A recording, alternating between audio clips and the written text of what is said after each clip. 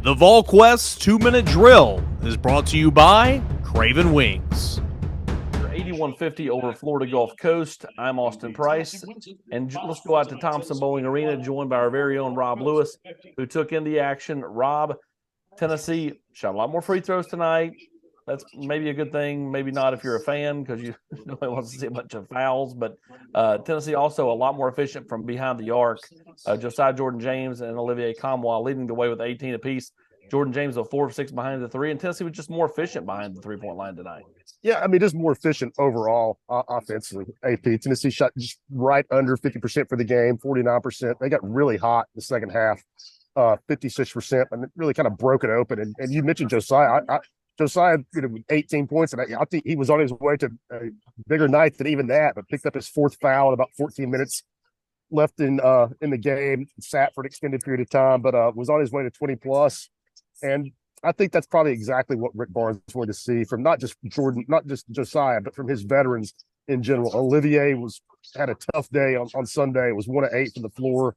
Just kind of looked discombobulated. He was much more efficient tonight. 5 of 7 on his way to 18 points.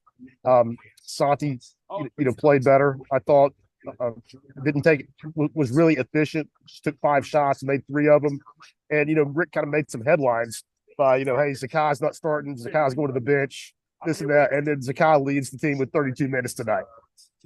Well, you kind of predicted that. You said he might go to the bench, but the minutes aren't going to change a whole lot. More just kind of like a wake-up call for Zakai. Julian Phillips with 11 tonight, but most of that was at the foul line, where he did a lot of damage. Again, I think for a game like tonight to bounce back after the bad loss Sunday, I thought it was big, especially the way they played and the effort they played with. Yeah, and AP, what jumps out at you because they were so terrible shooting the ball on Sunday is obviously going to be if they shot twice as better tonight roughly than they did in that loss. But I would guess that Rick Barnes was probably more pleased with what he saw on the defensive end. Florida Gulf Coast overmatched a different level of opponent, but still Tennessee held them to 12 made shots on the night. They got a couple in the last 30 seconds that made it look a little bit better, but they shot 30% from the field. Tennessee, just the intensity was there, the execution was there on that end of the court, and more than shooting 50% from the field, I would imagine that's going to be the thing that pleases the head coach the most.